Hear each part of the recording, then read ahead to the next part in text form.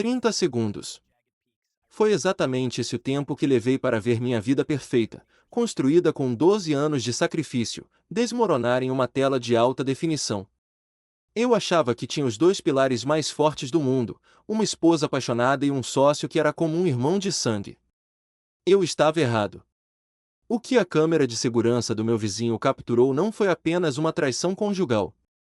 Foi a prova de um crime planejado friamente, regado ao meu melhor vinho, dentro da minha própria casa. Sempre me considerei um estrategista. No mundo corporativo de Lisboa, não há espaço para ingenuidade. Construí minha consultoria de tecnologia do zero, transformando uma ideia de garagem em uma potência que emprega 43 pessoas.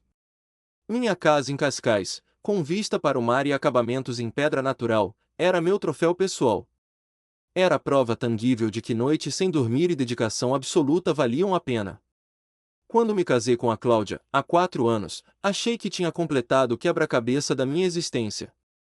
Ela era vibrante, elegante, a anfitriã perfeita que apoiava minha carreira nos bastidores. E tinha o Ricardo. O Ricardo não era apenas meu sócio, ele era minha mão direita e esquerda. Nós nos conhecemos na universidade, dividimos sonhos ambiciosos e construímos a empresa tijolo por tijolo. Enquanto eu cuidava da parte técnica e operacional, o Ricardo dominava as vendas e as parcerias estratégicas. A nossa divisão funcionava como um relógio suíço. Ele frequentava minha casa, participava dos churrascos de domingo e tratava Cláudia como uma irmã. Eu via aquela harmonia e sentia orgulho. Eu tinha escolhido bem. Eu estava seguro. As viagens de negócios eram frequentes. 2 ou 3 vezes por mês, eu voava para o Porto ou Madrid para fechar contratos que mantinham a empresa em crescimento. A Cláudia nunca reclamava. Ela dizia entender que aquelas ausências eram o preço do nosso sucesso e sempre se despedia com beijos carinhosos. Não havia bandeiras vermelhas. Nenhum sinal de alerta. Ou pelo menos, eu estava cego demais para vê-los até aquela terça-feira à tarde, quando o seu Hélio tocou a campainha. O seu Hélio era um vizinho aposentado, discreto, do tipo que apenas acena de longe.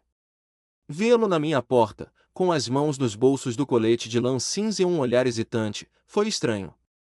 Ele explicou que estava instalando câmeras de segurança por causa de alguns furtos na vizinhança. O problema, segundo ele, era que o ângulo inevitavelmente pegava parte da minha entrada e garagem. Eu ri, dei um tapinha no ombro dele e disse que não havia problema algum. Segurança nunca é demais. Ele agradeceu, visivelmente aliviado, e foi embora. Eu esqueci o assunto completamente. 2 semanas se passaram. Eu voltei de uma viagem exaustiva de 3 dias, feliz por ter fechado um contrato milionário com uma logística espanhola. A Cláudia me recebeu na cozinha com um sorriso, perguntando como tinha sido a viagem. Tudo normal. Perfeitamente normal. Foi só no dia seguinte que a realidade começou a rachar.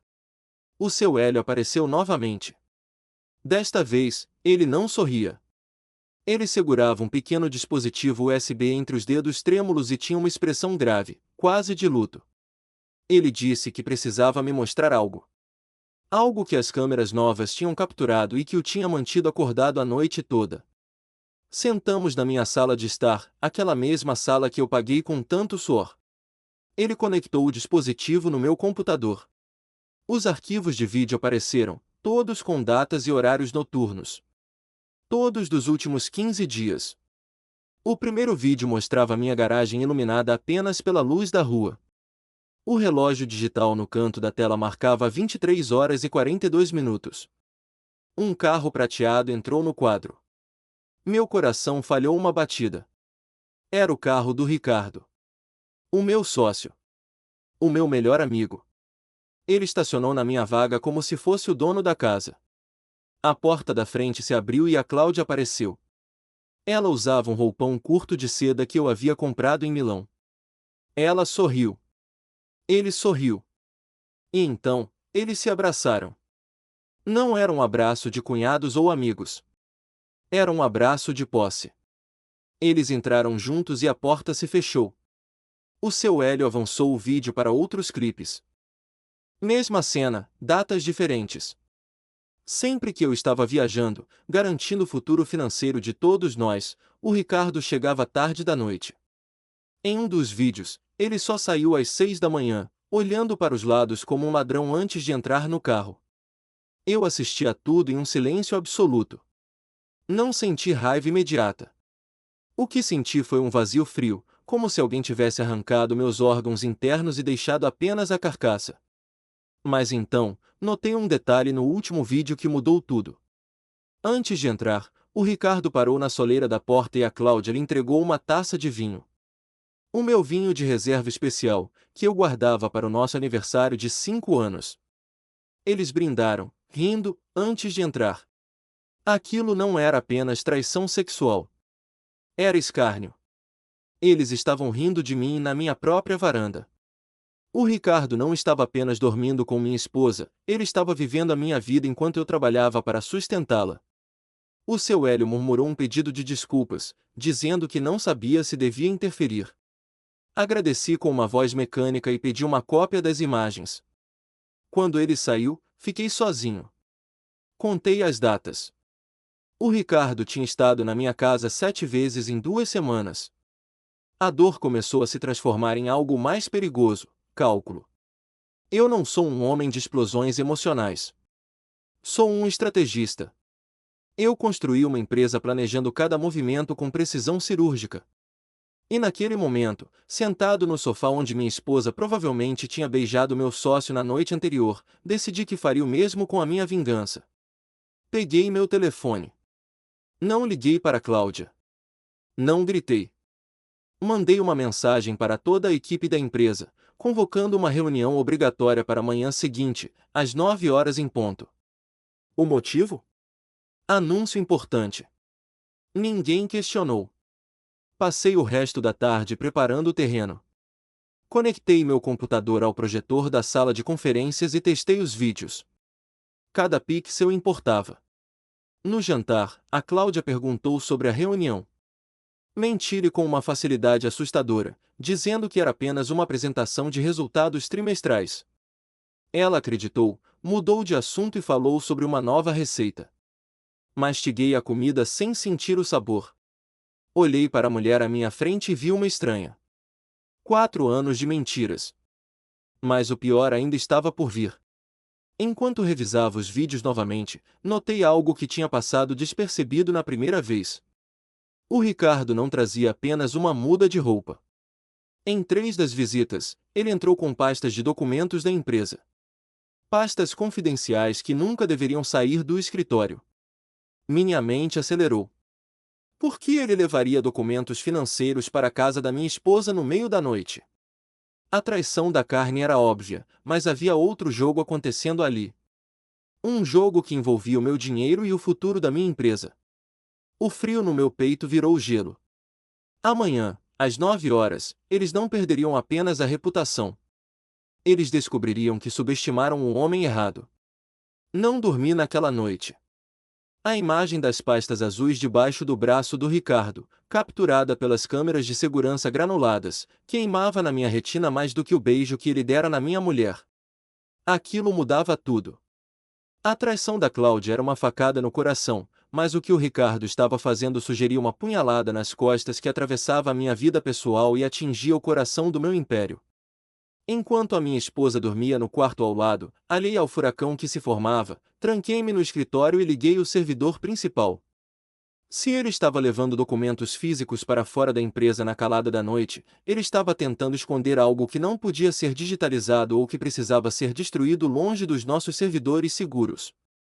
Passei a madrugada inteira fazendo o que faço de melhor: análise de dados. Com o meu acesso de administrador global, entrei nos registros de atividade do Ricardo. O que encontrei fez o meu sangue gelar, transformando a tristeza em uma fúria calculada. Durante os últimos 18 meses, coincidindo quase perfeitamente com o início das suas visitas noturnas à minha casa, havia um padrão de irregularidades financeiras. Pequenas transferências. Sempre abaixo do limite que dispararia os alertas automáticos do banco, desviadas para empresas de consultoria fantasma com sedes em paraísos fiscais. O Ricardo não estava apenas dormindo com a minha mulher, ele estava financiando esse romance ilícito com o meu dinheiro. Cruzei os dados bancários com as datas das gravações do seu Hélio. A correlação era matemática e cruel. Nos dias em que eu viajava para fechar contratos grandes, o Ricardo desviava fundos e, horas depois, aparecia na minha porta com vinhos caros e presentes. Ele estava desmantelando a minha vida com um sorriso no rosto, usando os lucros do nosso trabalho conjunto para seduzir a minha esposa na minha própria cama. Aquelas pastas azuis que ele carregava nos vídeos continham, muito provavelmente, as provas físicas das falsificações de assinaturas que ele precisava ocultar. Ele estava usando a minha casa não só como um motel, mas como um arquivo seguro para os seus crimes, ciente de que eu jamais procuraria lá. Quando o sol nasceu sobre o Tejo, eu já tinha compilado um dossiê digital completo. Tomei um banho gelado para lavar o cansaço, vesti o meu melhor fato italiano e olhei para Cláudia uma última vez. Ela ainda dormia, com uma expressão de inocência que agora me parecia a máscara mais vil de todas. Saí de casa sem a acordar. Não haveria café da manhã, nem beijo de despedida. O homem que saiu por aquela porta já não era o marido dedicado, mas sim o CEO implacável que estava prestes a realizar a demissão mais difícil da sua carreira. Cheguei ao escritório às 7 da manhã. O silêncio nos corredores era sepulcral. Aproveitei a solidão para preparar o cenário. Conectei o meu portátil ao sistema audiovisual da sala de conferências principal e verifiquei cada cabo, cada conexão. Tudo tinha de funcionar na perfeição. Enviei um comando para bloquear o acesso do Ricardo aos servidores da empresa exatamente às 9h01. Ele entraria naquela sala como sócio, mas sairia como um criminoso sem acesso a nada. Pouco a pouco, os funcionários começaram a chegar. Havia um burburinho no ar, uma tensão natural provocada pela convocatória repentina de uma reunião geral. Eles especulavam sobre fusões, sobre novos clientes, talvez até sobre bônus. Mal sabiam eles que iriam testemunhar uma execução corporativa. O Ricardo chegou às 8h45, assobiando uma melodia qualquer, com a arrogância de quem se acha intocável. Ele passou pela minha sala, acenou com aquele sorriso confiante que antes me transmitia segurança e agora me provocava náuseas, e foi direto para a máquina de café. Ele agia como se fosse o dono do mundo, sem fazer ideia de que o seu reinado terminaria em 15 minutos. Observei-o através das persianas do meu escritório. Ele ria com a secretária, fazia piadas com o diretor de marketing, completamente alheio à tempestade que pairava sobre a sua cabeça. A frieza com que ele conseguia manter a normalidade era assustadora. Se eu não tivesse visto as imagens, jamais desconfiaria. Ele era um sociopata funcional, capaz de trair o melhor amigo e roubar a empresa que jurou proteger sem perder uma noite de sono. Mas a sorte dele tinha acabado. Respirei fundo, ajustei a gravata e peguei no pendrive que o vizinho me dera. Aquele pequeno pedaço de plástico pesava no meu bolso como uma arma carregada. Às 9 em ponto, entrei na sala de reuniões. Os 43 funcionários silenciaram imediatamente. O Ricardo estava sentado à minha direita, na cabeceira oposta, relaxado, girando uma caneta entre os dedos. Ele esperava uma celebração ou um anúncio estratégico. Fechei a porta da sala com firmeza e girei a chave na fechadura. O som metálico do trancamento ecoou pela sala, fazendo alguns funcionários se entreolharem nervosamente. Caminhei até a frente, sem dizer uma palavra, e liguei o projetor. A luz branca inundou a tela na parede. Eu não precisava de discursos introdutórios. A verdade, nua e crua, falaria por si mesma. A luz do projetor cortou a penumbra da sala de conferências como uma lâmina afiada, iluminando o grande ecrã branco na parede oposta. O zumbido da ventoinha do aparelho era o único som audível num silêncio que se tornará subitamente opressivo. Eu não fiz qualquer introdução. Não houve preâmbulos nem avisos. Simplesmente apertei o botão de reproduzir e deixei que a verdade explodisse diante dos olhos de 43 pessoas.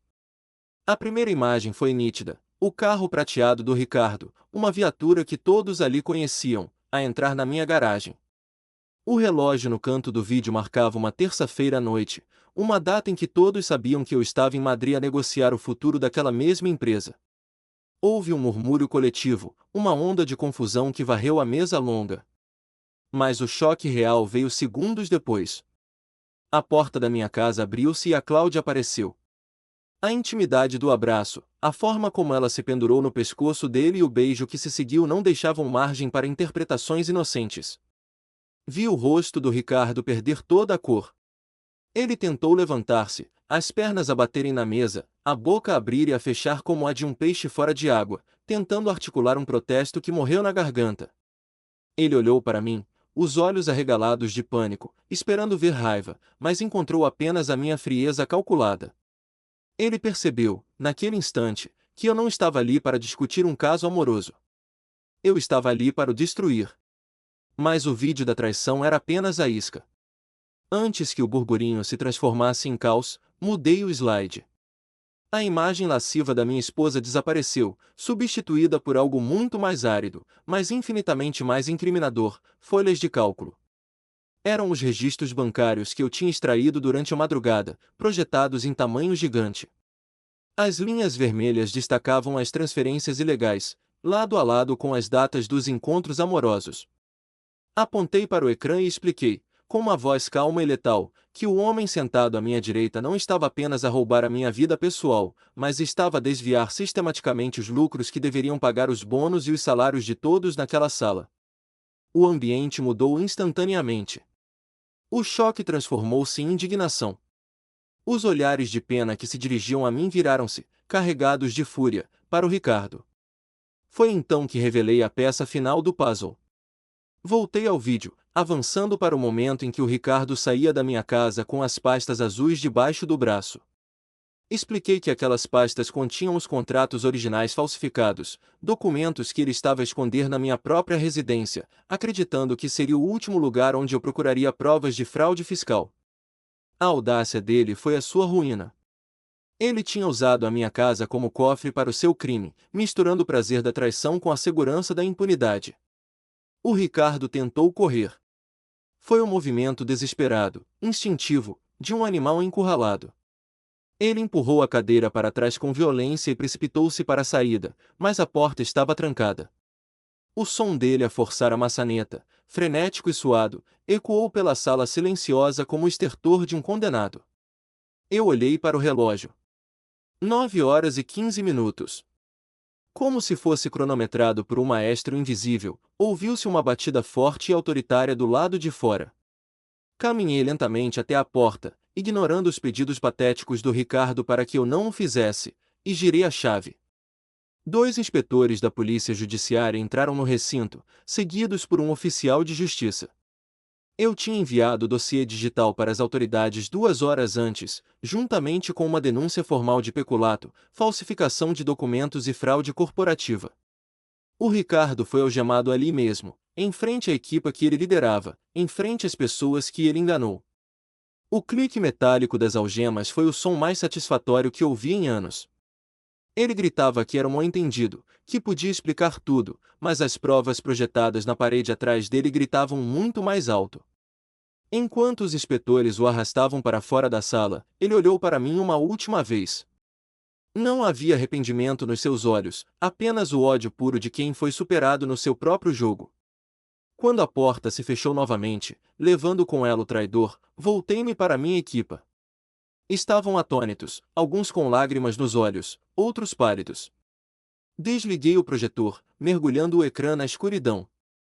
E anunciei que uma auditoria forense externa começaria naquela mesma tarde para recuperar cada cêntimo roubado.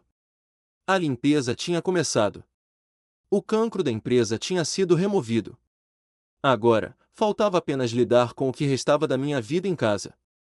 A adrenalina do confronto no escritório começou a dissipar-se enquanto eu conduzia pela avenida marginal de volta a Cascais, dando lugar a uma exaustão fria e lúcida. O mar à minha esquerda batia contra as rochas com violência, espelhando o tumulto que eu tinha acabado de desencadear, mas dentro do meu carro, o silêncio era absoluto. Eu tinha decapitado a liderança corrupta da minha empresa, mas a tarefa ainda não estava completa. Faltava a segunda metade da limpeza.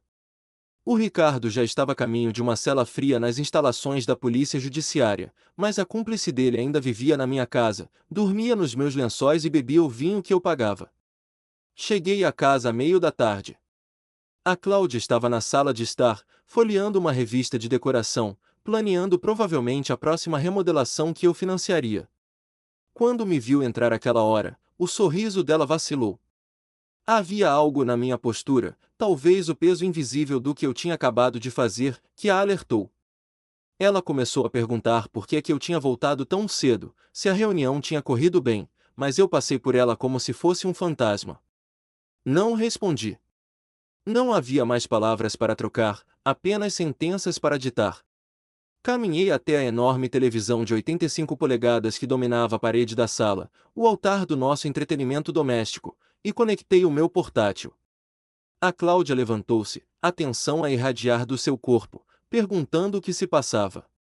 Em resposta, apertei o botão de reproduzir. As imagens em alta definição preencheram a sala. Não houve necessidade de explicar. Ali estava ela, na nossa entrada, nos braços do meu sócio. Ali estava a prova inegável da sua deslealdade.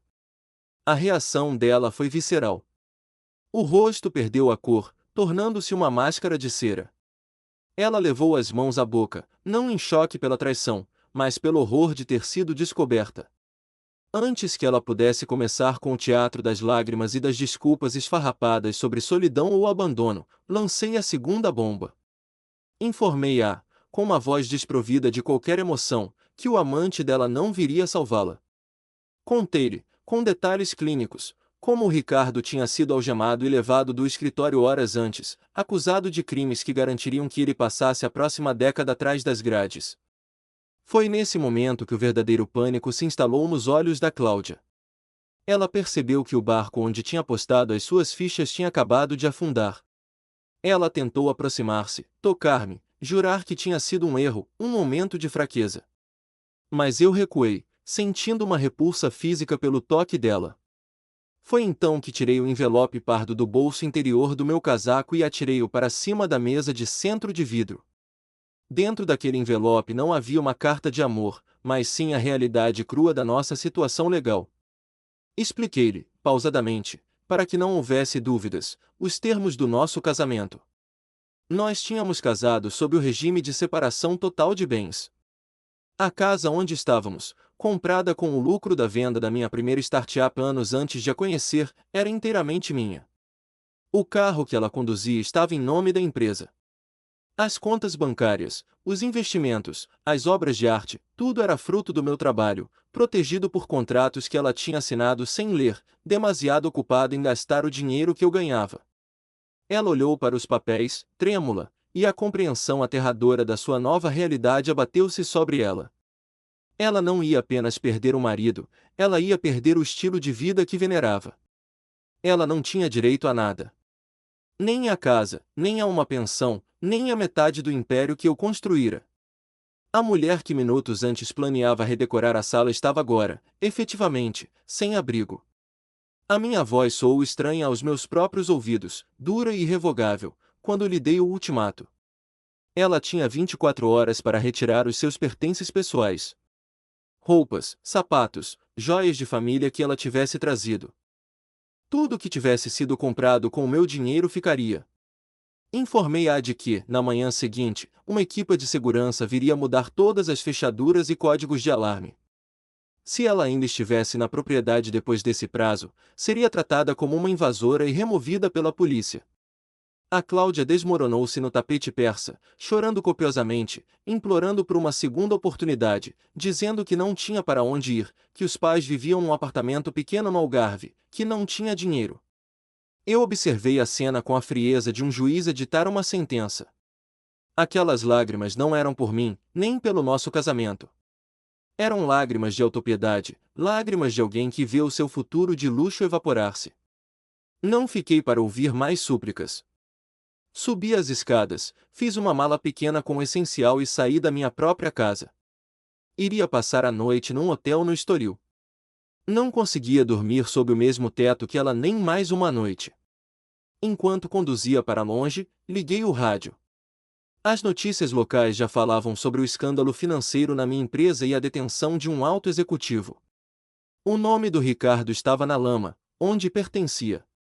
Ele estava a enfrentar o seu primeiro interrogatório, sozinho, sem o conforto do dinheiro roubado. E a Cláudia estava sozinha na casa que já não era dela, cercada por luxos que já não lhe pertenciam, a enfrentar a noite mais longa da sua vida. A justiça, tardia mas implacável, tinha finalmente chegado para ambos. Regressei à minha casa em Cascais 48 horas depois de ter saído. O silêncio que me recebeu não era o vazio da solidão, mas sim a paz da desocupação. A Cláudia tinha partido. Tinha levado as roupas, as malas de marca e algumas fotografias, mas deixará para trás a vida que nunca lhe pertenceu verdadeiramente. Encontrei a aliança dela sobre o balcão de mármore da cozinha, um pequeno círculo de ouro branco que outrora simbolizara uma promessa eterna. Peguei no anel, senti o seu peso insignificante na palma da mão e, sem qualquer cerimônia ou hesitação, atirei-o para o caixote do lixo, misturado com as cascas de fruta e borras de café. Aquele gesto não foi de raiva, foi de limpeza. Naquela mesma manhã, os serralheiros trocaram todas as fechaduras. A fortaleza era novamente minha. Os meses seguintes foram um turbilhão burocrático, mas a minha estratégia legal provou ser imbatível. O divórcio avançou com uma velocidade impressionante. A Cláudia tentou contestar, alegando que merecia uma compensação pelos 4 anos em que geriu a casa, mas nenhum juiz levou esse argumento a sério. O contrato pré-nupcial de separação total de bens era blindado, e as provas de infidelidade flagrante, combinadas com a cumplicidade dela, ainda que indireta, nos crimes do Ricardo, destruíram qualquer simpatia que o tribunal pudesse ter. Ela saiu do casamento exatamente como entrou, sem nada. O divórcio foi finalizado em menos de 4 meses. Eu era um homem livre. O caso criminal do Ricardo foi mais lento, mas o desfecho foi devastador. As provas que eu apresentei, somadas aos resultados da auditoria forense, revelaram um esquema de desfalque que ultrapassava os 250 mil euros. Ele não tinha como negar as assinaturas falsificadas nem as transferências para contas offshore. O advogado dele tentou negociar uma pena suspensa, mas eu recusei qualquer acordo que não incluísse a restituição total dos valores e tempo de prisão efetiva. No final, ele foi condenado a 5 anos de prisão por fraude corporativa, abuso de confiança e falsificação de documentos. A vida dele, tal como a conhecia, acabou. A esposa dele, a mulher que nunca desconfiou de nada, pediu o divórcio assim que o escândalo rebentou. A casa deles foi vendida para pagar as dívidas legais e as indenizações à minha empresa. Ele entraria na prisão como um executivo arrogante e sairia, anos depois, como um homem marcado, com um registro criminal que o impediria de gerir até uma barraca de limonada. Curiosamente, a empresa floresceu após o expurgo. A atmosfera no escritório tornou-se mais leve. Os funcionários, longe de ficarem desmoralizados, respeitaram a firmeza com que lidei com a traição. Eles viram que eu protegi os interesses coletivos acima das minhas amizades pessoais. Promovi a diretora financeira, contratei um novo diretor comercial com integridade comprovada e expandimos as operações para o mercado brasileiro. A ausência do Ricardo não foi uma perda, foi a remoção de um parasita que sugava a energia e os recursos da organização.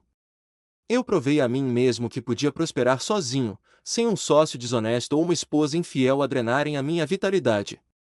Cerca de 8 meses depois, o destino, com a sua ironia habitual, proporcionou-me um último vislumbre do passado. Eu estava num supermercado em Sintra, longe da minha zona habitual, a comprar vinhos para um jantar de negócios. Foi na fila da caixa que a vi. A Cláudia estava à minha frente, a colocar compras básicas no tapete rolante: pão, leite, marcas brancas. A mulher que antes só vestia seda e cachemira usava agora um casaco de malha gasta e calças de ganga sem corte. O cabelo, outrora impecável e retocado nos melhores salões de Lisboa, estava mais comprido, com as raízes escuras a denunciarem meses sem tratamento profissional. Ela viu-me quando se virou para pagar. Congelou. Houve um momento de reconhecimento mútuo, mas não houve faíscas. Nos olhos dela, vi vergonha e o peso esmagador do arrependimento. Ela fez um movimento subtil, como se quisesse falar, talvez pedir desculpa, talvez apenas ouvir a minha voz. Mas eu não lhe dei essa abertura. Apenas acenei com a cabeça, um cumprimento breve e educado que se daria a um estranho qualquer, e virei o meu carrinho para outro corredor. Não senti ódio. Não senti satisfação sádica. Senti apenas uma indiferença gélida. Ela era uma sombra de uma vida que eu já tinha arquivado. O sofrimento dela não era problema meu, era consequência natural das escolhas que ela fizera. Saí do supermercado, entrei no meu carro desportivo novo e conduzi de volta para o meu santuário. Naquela noite, sentei-me no terraço renovado. Tinha contratado um paisagista para refazer todo o jardim, arrancando cada planta que a Cláudia tinha escolhido. Tudo era novo, moderno, minimalista, refletindo o meu gosto e a minha nova fase. Segurava um copo de vinho tinto e observava o pôr do sol sobre o Atlântico quando o telemóvel tocou. Era o seu Hélio. Conversamos brevemente sobre o tempo e sobre a segurança do bairro. Antes de desligar, agradeci-lhe mais uma vez. Ele riu-se e disse aquela frase que nunca esquecerei: às vezes, a pior notícia é, na verdade, a melhor bênção disfarçada. Desliguei e fiquei a pensar nisso. A instalação daquelas câmeras, aquele ângulo fortuito, aquela tecnologia fria, tinha salvado a minha vida. Sim, a verdade doeu. Sim, destruiu a ilusão de um casamento perfeito e de uma amizade eterna. Mas libertou-me. Libertou-me de viver uma mentira, de sustentar traidores, de investir afeto em quem não tinha honra. Eu estava sozinho naquele terraço enorme, mas era uma solidão honesta, limpa, muito preferível à falsa companhia de quem me apunhalava pelas costas.